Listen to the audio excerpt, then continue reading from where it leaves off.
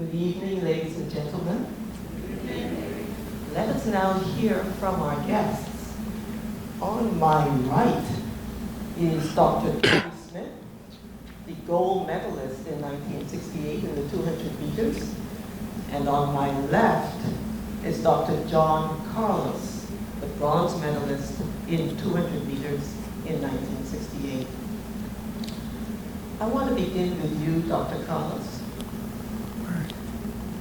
What can you tell us about your family and growing up in Harlem in the 1940s onwards? All right. Very good question. Let me start by saying my mom was an immigrant from Cuba, migrated to New York in the late 30s. My dad was born in South Carolina. I guess they made their connection or their marriage in Harlem, New York. Now, I was born June 5th, 1945, and I guess I might have been creating some sort of ruckus that day of June 5th, 1945, because my mom had some physical problems when she was carrying me because I was an active baby, and I kept moving around in the womb. And the doctor had to straighten me out because I was set on coming into this world a certain way, and he would move me around this procedure. By the time my mother got home, I done moved back to where I wanted to be. He did this twice. The third time, the doctor told my mother, said, well, Mrs. Carlos, look like we better leave this baby alone because it looks like it wants to come the way he wants to come. Well, I was born into the world as a breech baby, feed first. So later in life, it gave credence to my mind that God had plans that these feet of mine would be doing some traveling. I traveled quite a bit as a young man to realize early in life that my father was an entrepreneur. My father was a cobbler, a shoemaker. He had his own business as a cobbler in the front and a candy store in the back. My mom, I remember as a youngster, my mom used to, with her sister, go to the abortion clinics, clean the abortion clinics up. And I recall telling my mother when I was about 9 years old, she said, Mom, you know, if you were here working for these doctors, you could be a doctor. And I encouraged my mother at a very young age to go to school. She didn't become a doctor, but she became a nurse for 40 years in Bellevue Hospital in New York. So being raised by these particular two parents, they raised me to be strong. It raised me to be astute, to pay attention, to keep my eyes open. My dad used to always tell me, see with your ears and hear with your eyes. Don't miss anything. And I didn't make a mistake when I said that. He said, see with your ears and hear with your eyes.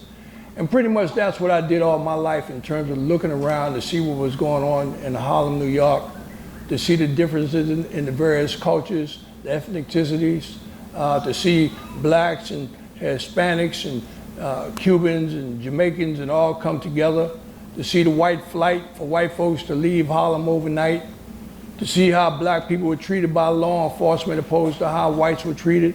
I noticed various differences at a very early age. And in the interest of time, I won't be able to go into all of that, but that's just a platform to let you know that I was on the move. Dr. Carlos, by the time you left high school, having listened with your eyes and seen with your ears, how were you feeling? How did what you saw, what you heard, leave you feeling as a black boy and then young man? As a youngster, you know, I stated that I was observant as to what was taking place. I noticed that black people in Harlem didn't have too much. You know, you had 4 or 5 kids in the household. Mom and dad might have collectively $15,000 to raise 5 or 6 individuals in a household, which was not a bunch of money. But even in that, black people had a thing called love family love, unity. They would go to dinner every night. They would discuss how you doing in school. Did you help your mom? Did you take out the trash? That type of thing. And they had a thing in the neighborhood. It was like a bootleg liquor called King Kong.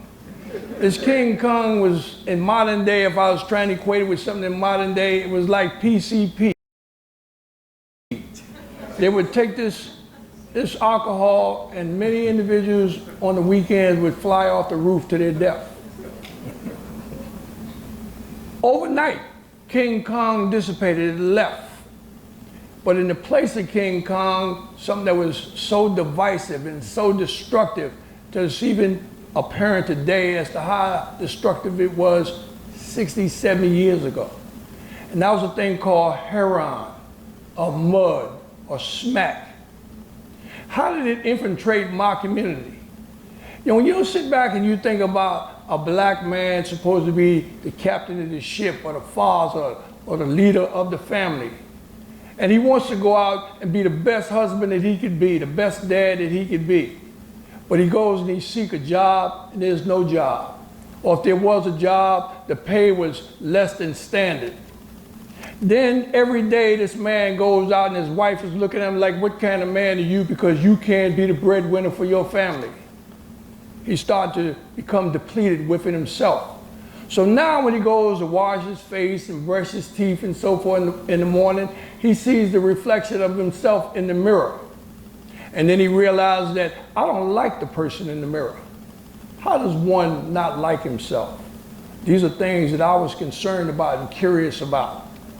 As I stated, my father was an entrepreneur, but with so many individuals in my neighborhood that were not entrepreneurs. They didn't like themselves because they couldn't be the man that God chose for them to be. And in the meantime, there was a movie that came out years ago called Lady Sings the Blues. And that kind of made me reflect on my youth, because I saw a scene in that movie that was so paradigm in my mind, where Billie Holiday was driving through the South, and she's singing all through the South, and she saw this Klan meeting where they was burning the cross, and they had the hoods on, and they charged the bus when they saw her. And she was so wound about that, she was so wounded about that she couldn't perform. And someone came to her and told her, say, Billy, here, take this little package and go and do it to help you get through the day. Well, Billie Holiday became a full-time drug user, or addict, you might say, throughout her career. Well, those fathers that I said that didn't like themselves in the mirror, they received the same package. When King Kong left and that heroin came in, someone put that in my neighborhood. Many fathers went to those drugs, and I'm sure when they went, they didn't have a clue as to the fact that this was a long-term involvement. When you sit back and you think 50 years later, many of the black kids that you see running up in the United States, they didn't have fathers in their houses to raise them. The TV raised them. The boombox raised them. The drug scene raised them. Lack of education, lack of self-awareness, lack of respect, based on the mere fact that those drugs have wiped their fathers out. So when you sit back and you think, here we are 60, 70 years later, and you think fathers missing in action because those fathers never returned back home. These are the things that I saw as a young individual, and it made me realize that something was broke. And when I looked at it being broke as a young kid, I'm not the one that's supposed to fix it. I look for adults to fix it. I look for ministers to fix it. I look for business people to fix it. I look for politicians to fix it. They didn't do it. I had voids in my mind. So I went to these guys that were shooting the heroin. Why would you shoot these drugs? And one of them told me after I asked him so many times, he said, John, he said, you know, I had the greatest ambition in the world to be the best husband on the planet for my wife, the best father for my kids. He said, man, and I went to these drugs trying to escape. He said, and every day I shoot these drugs, I haven't seen things get any better for me or anyone that came after me. Then I knew it was time for me to get on a mission. But adults couldn't give me answers. I had voids in my mind. I had to search and find these answers. And then I found something called religion. I didn't go to religion for religion to be saved. I went to religion to find the answers to how to solve the equation. I went to Adam Clayton Powell's church as a young kid, invited my family to come to that church. I was stunned because I didn't have anything to do or any understanding about race relations until I got to his church to see that we had a black man that appeared to be a white man. My father said, well, there he is over there. I said, where, Dad? He said, well, over there. I said, well, Dad, there's 3 people over there. Which one? He said, the one they put in the robe on. I said, no, Pop, that can't be his son, talking about Adam Clayton Powell Sr. That can't be his son. He said, why, son? I said, because that's a white man. He said, no, Daddy, he's not a son. He's not white. He said, he's not passing. He said, he is passing. And I said to my father, say, are you telling me that black people are ashamed of being black? And he said, no, son, I'm not telling you that, although some black people are overzealous. And I might still say that word still applies today. But he says to me, he says, son, we have a divider running down Lenox Avenue. He said, on one side of the street, the sun is out, the kids are having a good time, they got fruit, they got candy, they got good times, double dutch, they playing all the games the kids play. And on this side of the street is dreary, there's no games, there's no candy, no fruit, nothing. He said, when you come out, which side would you go to? And I said, well, Daddy, I would go across the street where the sun is, where everybody's having a good time. He said, well, would you go over there because you don't like this side of the street? And it made me begin to understand why people would leave Haiti, or why people would leave Mexico, or why people would leave other parts of the world to come to the United States, not because they don't love their homes, but merely because they love a better opportunity for them and theirs. There speaks a city boy. Dr. Smith. Yes, ma'am. You are not a city boy. No, ma'am. Tell us about your mother and father, the kind of people they were and how they provided for their family. Firstly, real quick here, President Dr. Smith, wife also Dr. Smith, my wife, church choir singer, and of course the illustrious Dr. Tracey Thompson. Thank all of you for coming. It's a good day. I said it's a good day. Seeing is believing. And what I see today, it's also achieving. And the activist that's on this list is worthy of a hand clap. Y'all just give him a little hand clap, because other than that, this wouldn't happen. Dr. Carlos just said a lot of things that has impetus to us all. Work is necessary. Understanding is necessary. My dad, James Richard Smith, Madagascar background. My mother, Oklahoma, Cherokee background. Tommie Smith, the son of an African and an Indian, is mixed up. It's very funny because all the 12 kids have that different look. Some look like daddy and some look like mother. But we work like little, we had yeoman attitudes. Do it before someone else does it to you. And that means pick the first 100 pounds of cotton in Clarksville, Texas, and also in Commerce, Texas. We work very hard. These world records didn't come easy. Academia doesn't come easy. Talking to people is almost impossible, but you have to learn these things. I'm saying this because this was told to me by my mama and my daddy, who never said a thing. How do you think they did it? They set examples for us to do it. And though I said nothing in college, very quiet in college, Dr. Carlos can tell you, very quiet. He came in blazing, and he went out blazing, setting more records. So with that happening, it moved us into a situation where our parents was the cause of us being who we are. We picked cotton I know you don't know anything about it, but just let me say it anyway for history's sake. We did irrigating crops in the San Joaquin Valley when the white farmers, the big farms in San Joaquin Valley in California, went to Texas and Oklahoma to find big families to bring them across and work in their crops. And my daddy was the leader of this in his family because he brought 10 kids. And that picking the cotton or cutting grapes, which they do now in California, you know, picking cotton is one of the biggest, California is one of the biggest cotton producing states in the Union. And all people think about when I came there is Hollywood and money growing trees. What a lie. We worked in the fields to procure an education. Daddy and mother secured their non-secular ideologies to make us strong. We had very little clothes. We had Sunday clothes, and they was our Monday, Tuesday, Wednesday, Thursday school clothes. But we did what we had to do to survive a very militant society, a very racist society. But we were taught, love thy neighbor. Do unto others as you would have them do unto you.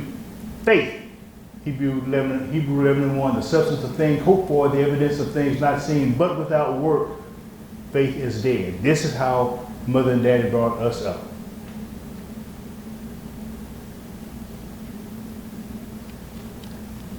Dr. Smith, in our conversations that we had a little earlier, you mentioned to me an experience you had when your brother went to interact with a gentleman, and then you interacted with the gentleman. Can you share with the wider audience that recollection? Not unlike many youth today, with the attitudes of, I'm growing up, don't bother me. But the ideas of the Smith family, especially the boys, protected the girls and my mama and my daddy. My brother James, who was the oldest of the family, God rest his soul, took me over to his house one day because I wanted to see the fight. And some of you are old enough to remember this, the fight between Floyd Patterson and Ingamario Henson for the heavyweight championship of the world. He had a pure grain TV, you know, you can barely make out, but you know, you can see the fist flying. He took me to his job with him to pick up his check. Now, I'm a skinny, 6 feet 1.5, 145-pound kid. James Richards stood 6 feet 4, about 270. As he approached the gate to get into his boss's property, the boss met him and tickled him and goosed him in the side. You know how we're supposed to act like monkeys, you know?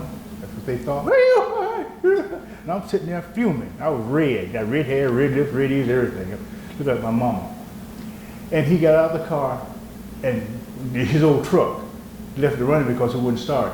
He said, Tommie, I'm going to pick up my check. I said, James Richie, you want me to go with you? He said, no, I'll go get it. But his boss, who were white, met him halfway. And he grabbed him and got him and choke hug, you know, all that stuff. And I jumped out of my car, and James Richard had his one hand loose behind him. He did this to me because he knew my temper. And then the guy ran to me and was going to grab me. I grabbed his arm. And he was about 6'1", about 280 himself. And that, my brother James saw this. He had never experienced anything like this because he had to act subservient just to keep his job. And that was slavery right there. And that was one of the things, Dr. Thompson, that really excited the interest of me to move forward and work for parity because it was a very challenging situation. And I think this platform that you started some years ago tends to this.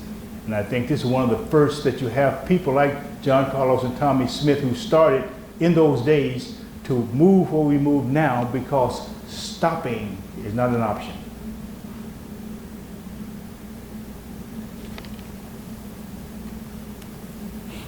I think what we're hearing is the shaping of a political consciousness in you Dr. Carlos, and in you, Dr. Smith, at least an awareness.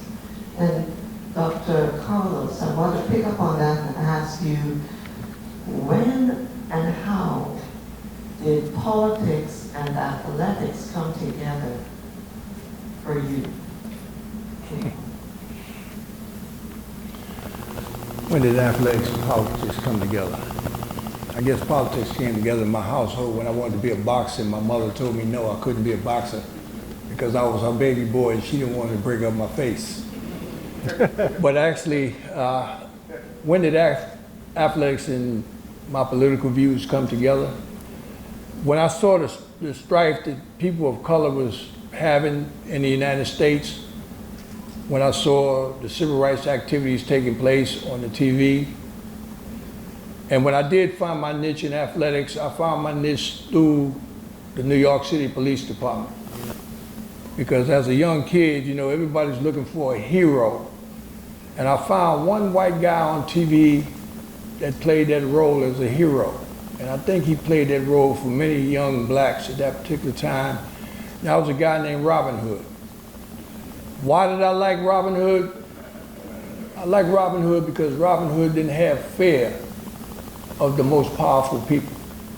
He wasn't concerned about the king and he wasn't concerned about the sheriff from Nottingham. He was more concerned about those that was less fortunate. I used to hit the freight trains in front of the Yankee Stadium because I felt like if Robin Hood could have him pay a tariff coming through the forest, I could have him pay a tariff bringing them trains through Harlem. So I would go over there, me and three of my partners, and we would hit these trains, and we realized that they had food in the trains, we realized they had clothes in the trains, and everything that they had, the people in my neighborhood didn't have. And I would say 90% of them didn't have. And I knew at that same time that a lot of people wanted these things, but they didn't have the willpower, the desire to go against the law. But see, I began to realize that there was two laws. There was man's law and there was God's law. And I chose to go with God's law. I ain't worried about man's law. So I hit those freight trains to take back to the people. And word got out that it might have been Johnny Carlos that was hitting those trains. It was two detectives, Mr. Lester and Mr. Bryan, two black detectives in Harlem, New York. And I believe at that time he were the only two black detectives in all of New York. Mr. Bryan was about 6'7", big red bone. Mr. Lester was about maybe 5'11", 6 feet. And they rolled up to my father one day and said, "Earl, there's been some breakers at the freight yards and you need to tell Johnny." And my father said, he told him, say, "Hope, stop right there. That's your job to tell him. He's over there at McCoon's Park right now. See if you can catch up with him." Well, they surrounded the whole park and they found me and my partners in the park and they told my boys, "Go sit up against the fence." And they took me on the grass part of the track. And they told me, say, "There's two things we have to tell you. First thing is, been some break-ins into the freight yards. We don't know who's doing it, but we think we have a pretty good idea." And Mr. Lester was at that time about level to me. And when he said, "We are going to catch this individual," when he said we're going to catch him, he took his nose and he busted his nose up against my nose in terms of, "You better slow your roll." And Mr. Bryan said to, "Tell him the rest, Mr. Lester, tell him the rest." And he said, "You have a talent." And I said, "What talent is that?" And he said, "You was a runner." When he said you was a runner, I kind of smirked. And Mr. Bryan smacked me on this side of my face and his fingers landed over on the left side of my head. "Don't you ever disrespect Mr. Lester." I said, "I'm not disrespecting Mr. Lester." He said that I'm a runner. Well, everybody in Harlem was a runner. He said, "No, you're special." And he put me on the track and told me to run until they told me to stop. Well, they forgot about me. I must have run around that track 50 times. And then they finally came back and they gave me a number to the New York Pioneer Club and told me to call, and I went down there. And that's how my career started in track and field. I didn't want to be a runner. I wanted to go to the Olympics as a swimmer. But my father told me at one time, say, "Son, you'll never go to the Olympics as a swimmer merely because of the color of your skin." That broke my heart as a kid. It took from that time as a little boy all the way up to 1988 before a black person from the United States won a gold medal in the Olympics for swimming. I felt like that was my gold medal. But yet and still I developed in track and field, athletically, physically, but then I began to develop mentally because I had to search myself in terms of, well, why am I running track? Am I running track for medals? Well, medals didn't faze me because as soon as I win a medal, I give it to the girls anyway. It wasn't about the medals. But then I began to realize that the better I got it in the sport, the more I perfected the sport, the more I had a vehicle to speak on issues that I felt concerned me. I felt like a lot of athletes had opportunity and still have opportunity today to be a voice for the voiceless. That's what I chose to do. And as I perfected it more and more, then I began to merge to become one athletically and politically. Because you had to cross the line into political realms to make people understand what took place in 1936 for Jesse Young would not take place in 1968 for John Carlos. And that's when we made the marriage. All right, John.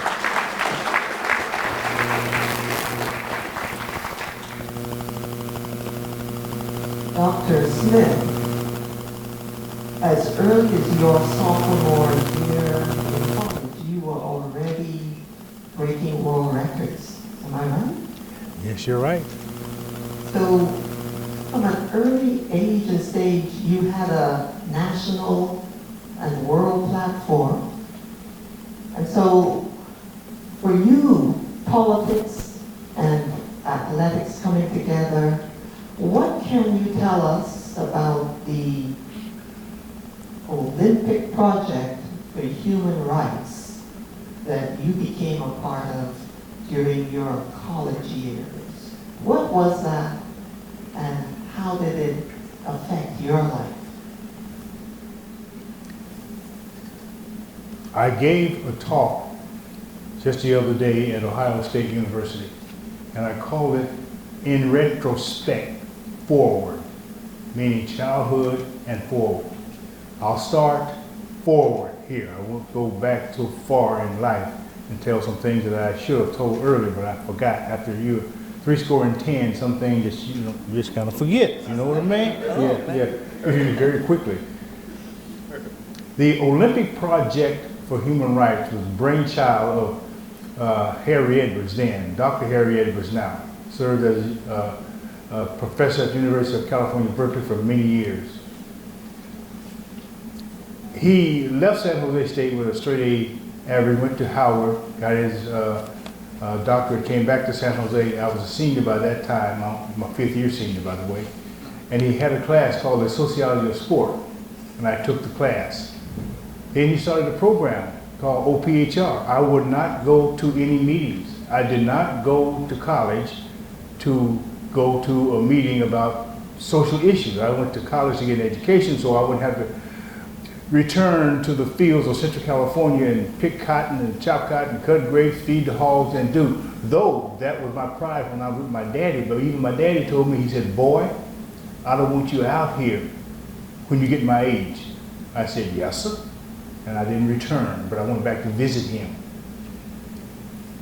Harry Edwards at the time thought it very necessary for athletes to become involved in social activities since we were actors anyway.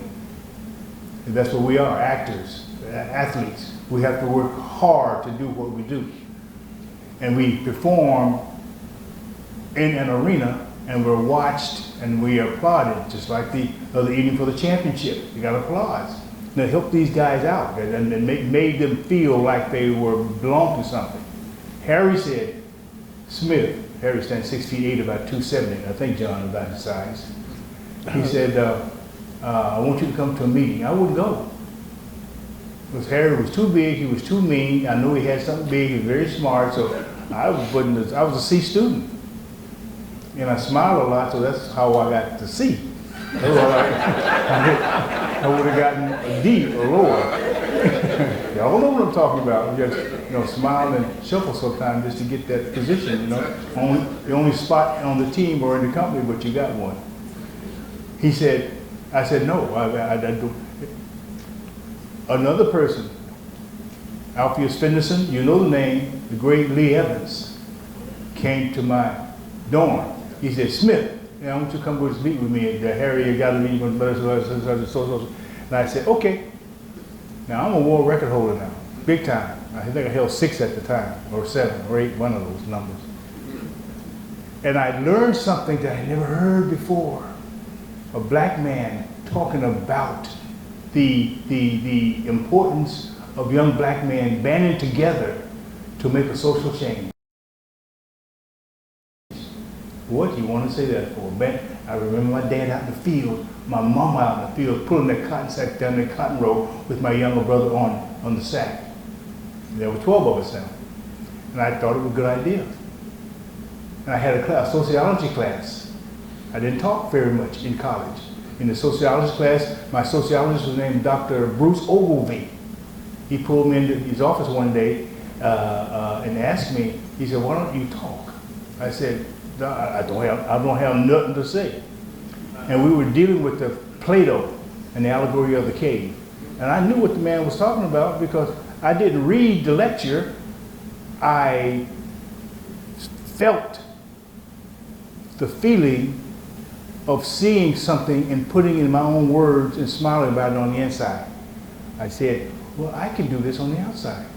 He said, I want you to start my class on Wednesday. It was a Monday, Wednesday class. Start my class on Wednesday. I said, I can't do that. He said, why can't you? I said, I'm not a teacher. He said, you are starting today. So I saw that A in the class. I saw it. I've never gotten an A. I'm a senior in college. I saw that A. And when I stood up in front of the class, and my name is Tommie Smith, and I was asked to start this class. Everybody stand up and applaud our instructor. They stood up. They stood up. They stood up because I asked them to stand up and applaud for the instructor. You couldn't stop me from talking from then on. you can tell, huh?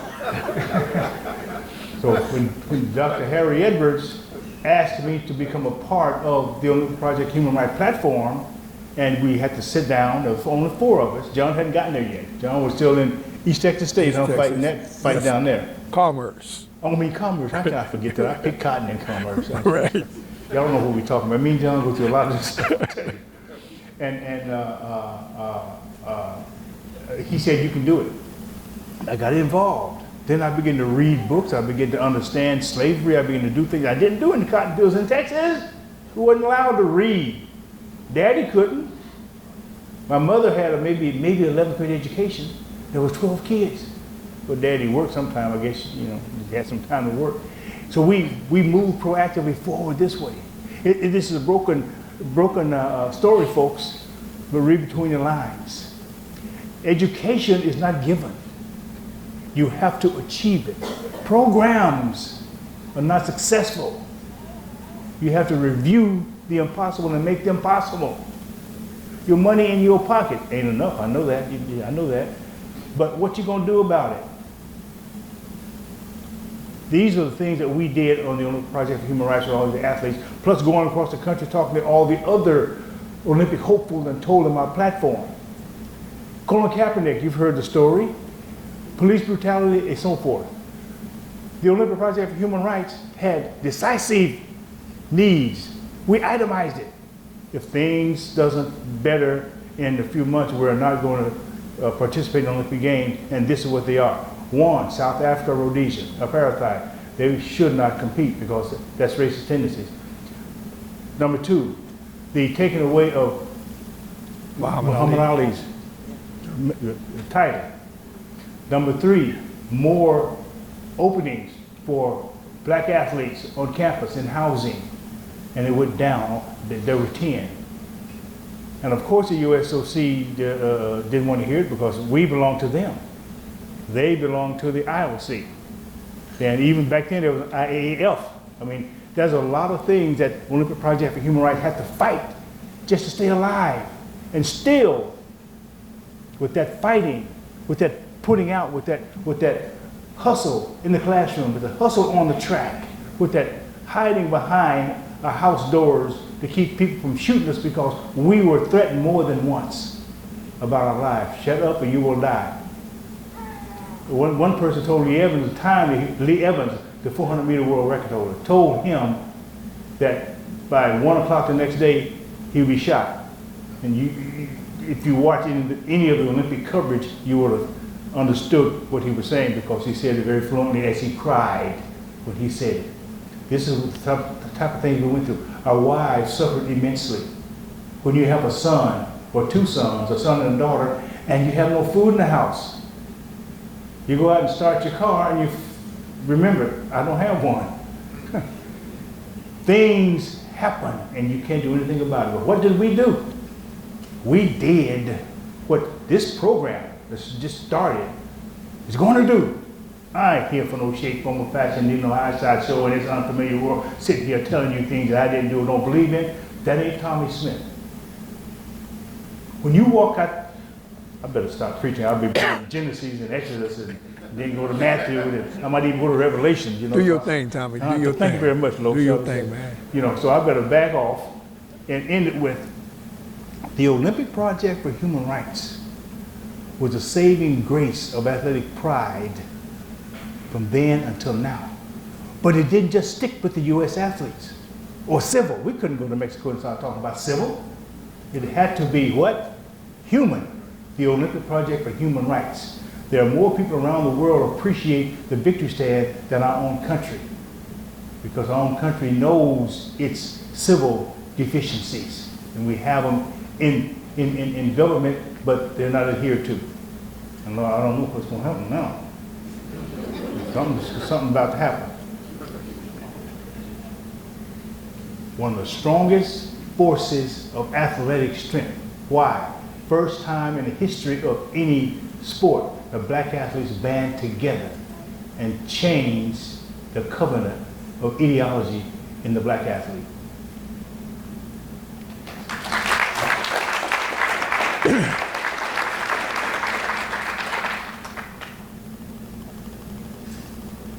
The moment in Mexico City, 1968, you've won your gold and your bronze medals. The national anthem is playing. I have the question for you, Dr. Smith, but I'm not going to ask it. I'm going to go to you, Dr. Collins, and ask you this. Peter Norman, who was he? What did he do? Let me just go back to Mr. Smith's statement a little earlier before I talk about Peter Norman. How many people in this place ever got on a plane? They said elderly people in here. In the 60s, have you ever flown an airplane? Anyone? Show of hands. When you were on that plane, did you ever notice that they had the New York Times, they had Time magazine, they had every magazine, but they never had a black magazine or anything of your culture to read on that plane? Did you notice anyone that was involved in athletics, particularly for us here in the United States or back home in the United States when we were young and coming up, and we would get our little bag to go to represent America around the world? We were like the champions, the warriors for America. And when I say we were the warriors, I'm talking about there was many black warriors on the team. And they would give you a little toilet tissue bag and so forth, and we'd be so excited as for all the newcomers that came in, and you're looking in the bag to see what you got. But they would give me a comb that didn't have anything to do with my hair. They would give me suntan lotion.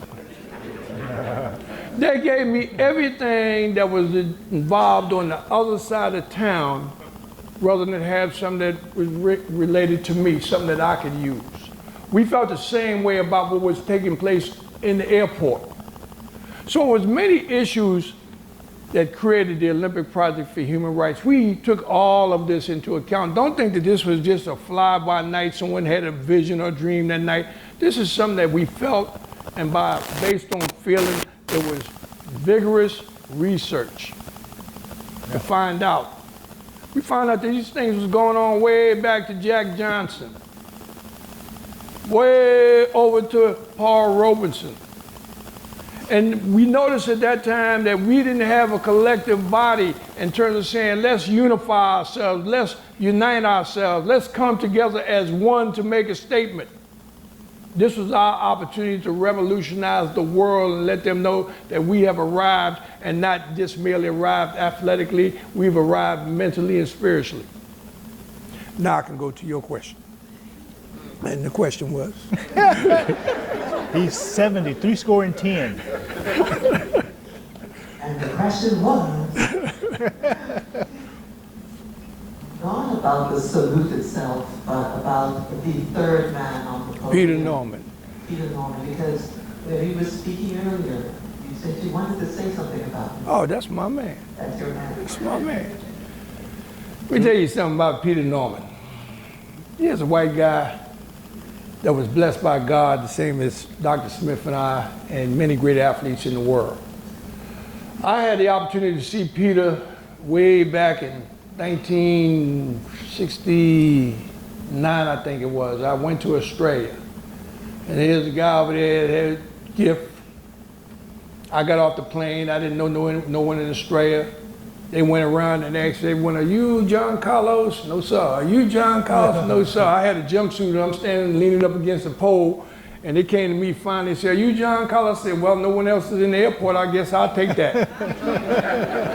They gave me some flowers. I told them, I said, "Man, keep the flowers. My wife, my girlfriend is not here." They gave me candy. I told them I got holes in my teeth. I don't need no flowers.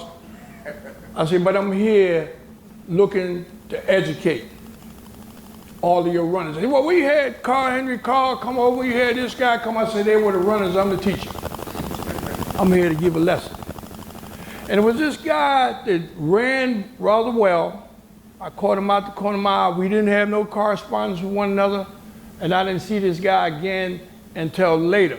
And when I saw him later on, I didn't realize it was him.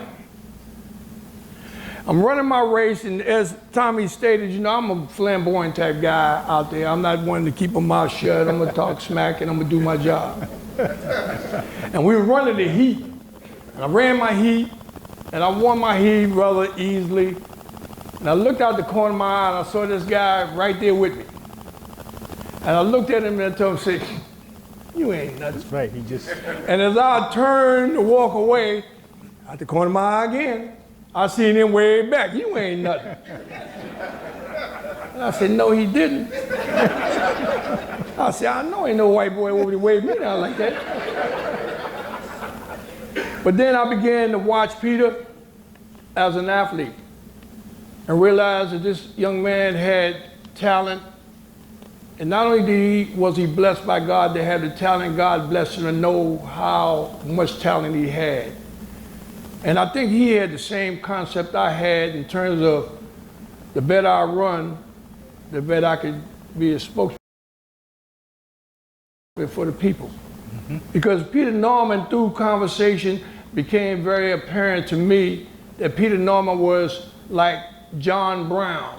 You familiar with John Brown, the abolitionist? Well, Peter Norman was John Brown of the day, because he was the one that had concerns about the Aboriginal people in Australia. And I don't know whether you up to par with your homework, but Australia and South Africa was running parallel with the mentality about people of color. So I began to watch this guy a little more. He began to watch me a little more. We went on to the race. We got by the finals of the race. Dr. Smith and I, now we in the tunnel getting ready for our big debut. And Peter was conscientiously looking on like, what's going on? Because no one on planet Earth knew what we were going to do but Dr. Smith and I. And he was looking anxiously, what's going on? And I asked him one simple question. I said, "Peter, do you believe in human rights?" And he looked at me and smiled with his big Australian accent. He said, "Boy, you blimey Americans." And I said, "Man, do you believe in human rights?" And he said, of course I believe in human rights. And he began to tell me that his mom and his dad were salvation workers all of his life. I don't know whether you guys know about salvation workers, but every Christmas they used to be out there with the bell. With the big bucket. Somebody give me a quarter, give me a nickel, give me $1. And when Peter said that, I paid even more attention. I said, would you like to wear an Olympic Project for Human Rights buttons? Because I wore my button all through my races, and Tommie had his button on his sweatsuit. So Peter right away, he's reaching for my button. I had to pat him on his hand. Get back, man. You can't have this one. I'll get you one. Now, we had some white guys, and at that particular time, they called anyone with long hair and didn't dress with a suit and tie, they called them beatniks. And then beatniks transcended into hippies. Well, they had these guys from Harvard University. They were hippies or beatniks, but they were best rowers that the United States had on the planet. They were activists as well. They didn't have to take the charge no more than Peter Norman had to take the charge, but they took the charge of being support of what we were all about, even though we might have had fences built up where we don't want your support. They climbed the fence and said, you're gonna get it anyway. Which we admired about them because they had the courage to say, we with you whether you know it or not. And I remember we were walking out, and there was a guy named Paul. He was one of the rowers, and I believe he lives in the islands. He might live over in St. Croix somewhere. But Paul had a bag of buttons. And I called Paul and I said, Paul, I need a button. And he's looking at me and he's pointing down, you got a button. I said, and I need one for Peter. And Paul took his button off and he threw the button down to me. And I pinned the button on Peter's jacket when he went out there. Now, mind you, Peter did the right thing because he knew in his heart it was the right thing to do. But Peter didn't know that he was walking into Hell's Kitchen by putting that button on. Not so much that he put the button on, but he put the button on to become bonded for eternity with two so-called militants. And mind you, I said so-called militants because we weren't militant. We were spiritual people. Amen. That didn't take no stuff. Right. And when Peter jumped in and we made the demonstration and he stood there tall, he stood there proud to represent his nation and also to give a message to his nation that I believe in human rights. Now here's the drama about the whole deal with Mr. Smith, Mr. Norman, Mr. Carlos.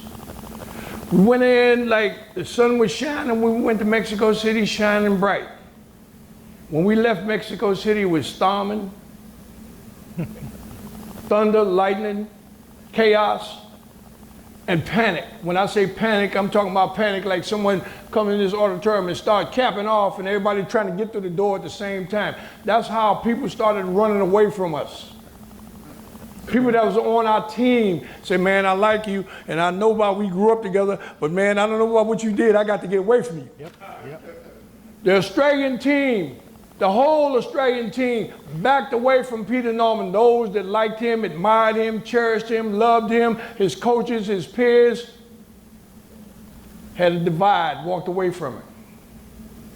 But we knew what we did was right.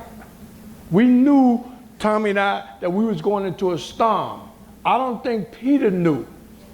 So was you going to be a waiver in the situation? Was you going to break down the buckle? Because Peter had to do was say, well, I didn't know. Being white, they was just, you accepted, okay, apology written, and we erased that. And I'm sure they tried and get Peter to do it because they tried and get us to do it. But he's steadfast. Now here in the United States, you know, I keep saying here in the United States, and I say it rightfully because we are all United States. Because when my president came in, the one that just left,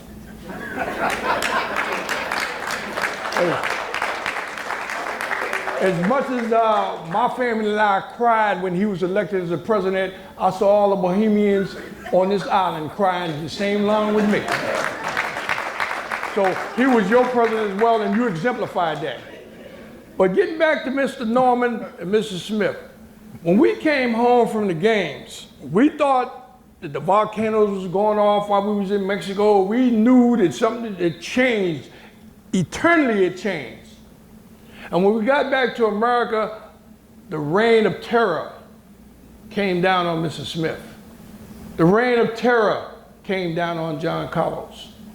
But the difference with Tommie Smith, John Carlos, and Peter Norman is this. When we came home, they say, Tommie Smith, that dude there, he's gold medal winner, we gonna get him. And they go over and they rained on Tommie and reamed on Tommie and whipped on Tommie and held Tommie up until they got tired.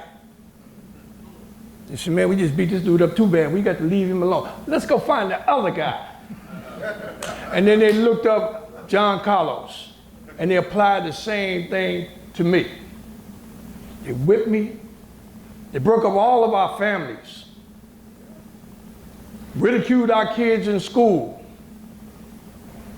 Had our wives think that we were some bad individuals because we put our families in peril's way by that demonstration. So when they get volleyed back and forth on Tommie Smith and John Carlos and whip up on us, they coming to me, Tommie get arrested. They go to Tommie, I get arrested. But in Peter Norman's situation, Peter Norman was in South Africa by way of Australia. You think he got arrested? 365, 24/7, they was on Peter Norman. They rained on him every day. They drove Tommie to drink. They drove me to drink. They drove Tommie to cry. They drove me to cry. We didn't break. No. He never broke. He never whimpered. I never whimpered. But at the same time, in the back of our minds, I'm sure it's in the back of Tommie's mind as much as mine, that Peter Norman is a young white individual. If he got any weakness in his knees, all he had to do was say, well, I didn't know. But he never wavered. He never broke. All the way to going to see God, Peter never denounced what we did.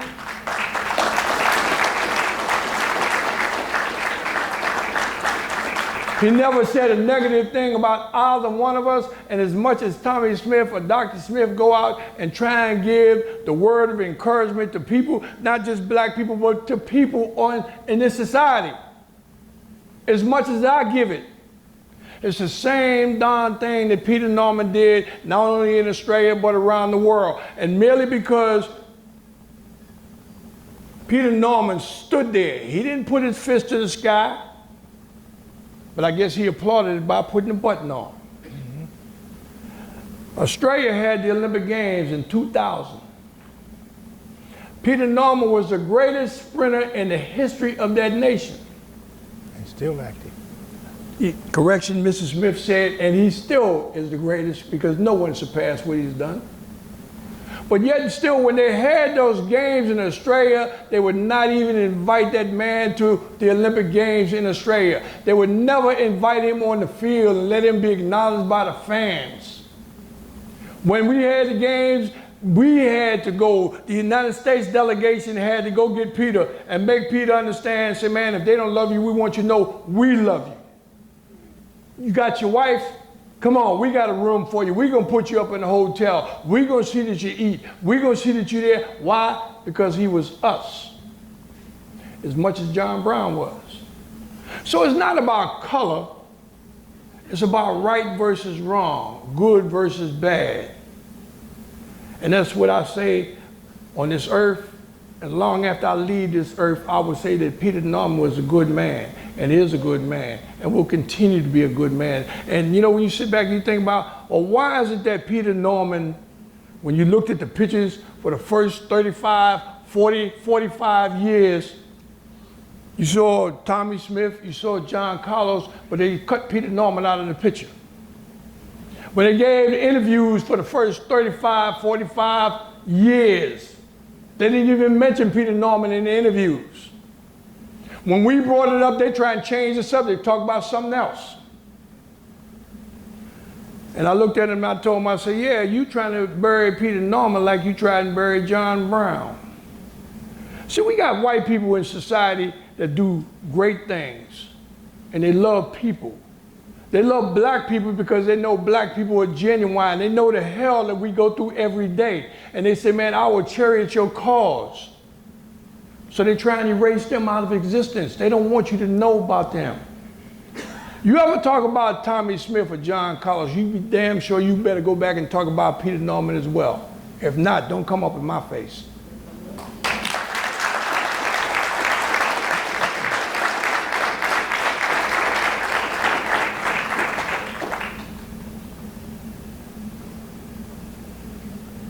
I think that we have to offer a special tribute to Peter Norman. I think so. I think so.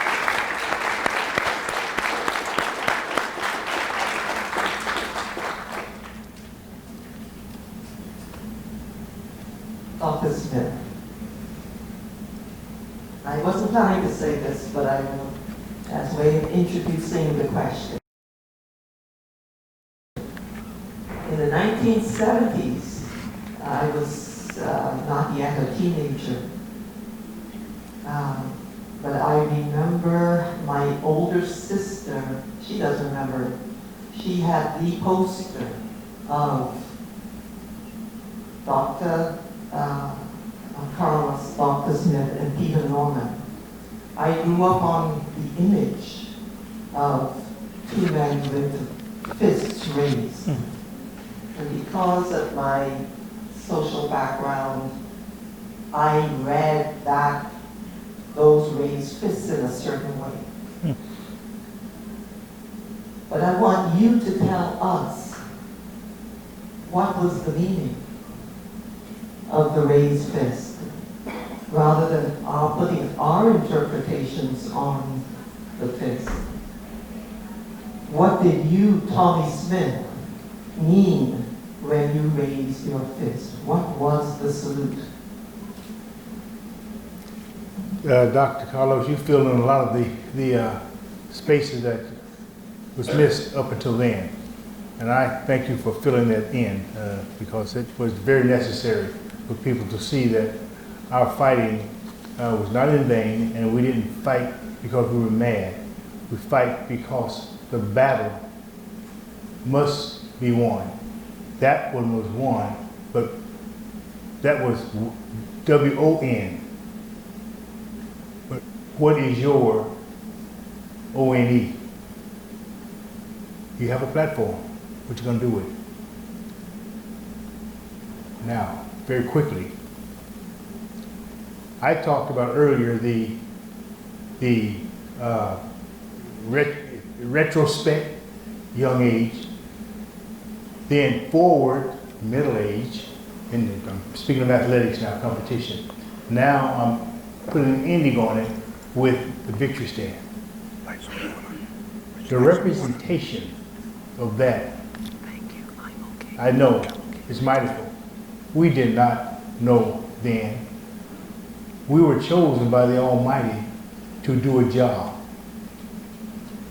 We couldn't turn our back on the need to make a statement because we were asked by the people and given strength by God to fulfill it.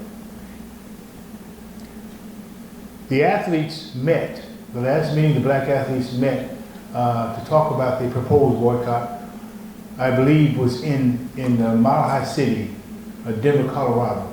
That's where we got our badges, our dress uniforms, ceremonial uniforms. The athletes met, and I was very happy that the proposed boycott turned out to not be a boycott. Why? Well, because the athletes heard us at San Jose State when we started a year and 5 months before then. They heard it. They ingested it. Now they regurgitated it back to us. They said, no, I'm not going to boycott because, and some of the athletes named why they were not going to boycott. I was happy because if they would have boycotted, I would of course go along with it. But I didn't want to boycott. There was that sacrifice. I wanted to compete like everybody else, but we sacrificed ourselves if that was necessary, we would have. We decided to make a statement that would free up those who were not going to do anything, but still be a part of OPHR and the thought of the need for athletes to reconcile themselves and become freer people in a system that did not represent them. I just said something, man. That's operative. It was decided by the athletes that each athlete would represent himself according to how he felt about a country that did not represent him. So some of the athletes were in the Army. I was disbanded from ROTC because that's what I was in San Jose State. They got rid of me. I was headed for their name. They did me a favor. It saved my life. Mel Pender, Charlie Green, these are world record holders now. And a plethora of others was also involved in things that they just could not give up. I do believe Doc over here and I understood this. We didn't hate them because they told the truth. That's right. Because the OPHR started on our campus, we thought of a great necessity to end it, though their boycott did not go through, but the sound of a need to continue athletes in our prospect to be somebody, not just an athlete, but to become a human being for my first time. We talked. In fact, we had a couple of arguments about it, but it didn't disband us. I think there's strength in difference, as long as we're going proactively forward. You folks out there who believe that you're on a committee and something doesn't go your way and you're going to punch your lips out and hate that person, no. Don't do that, because you become a liability to that project. Talk about it, get over it, and go to the next leaf. John and I thought something must be done. We knew something must be done. I had already purchased some gloves. I didn't know what I was going to do with the gloves. John had already purchased some of the things that he had also and he wore. We didn't know. The last few seconds, you know, I kind of forget time sometimes. Last few seconds down in the dungeon, preparing to go out and receive our medals, we decided one would wear a glove, the other would wear the other glove. We wore black socks because we knew in going into the Olympic Games that we had to represent, so we started representing with the black socks. And guess what? The other athletes went out and bought black socks and wore them too. So see, now you see the power is beginning to mount. The athletes are beginning to become stronger. Though they didn't know the entire platform of the Olympic Project for Human Rights, but they knew portions. The socks represented poverty. Now we had a program. We just were not a bunch of kids up on the victory stand doing something stupid. We had a political program. The bowed head, I was in prayer. The raised fist was a cry for freedom. I was a black man with a raised fist in the air, so I'm calling it black power. Powerful black man with a black fist, what else you gonna call it? John has representations which he can expound upon, if necessary, afterwards. The national anthem is 1 minute, 30 seconds long. How do I know? Well, because I played it when I got home and that's how long it was. But to me at that time, it was about a month. We wanted to get down from that victory stand and find some cover. Because it would have been a great time for somebody to become famous off of, you know what I mean. I can't even say the name because it kind of scares me. But do y'all see two early 20s? I just had turned 24, John was 23, on the victory stand with the world on our shoulders. And I pulled, well, you don't pull muscle in that area. I strained a growing muscle in the semis.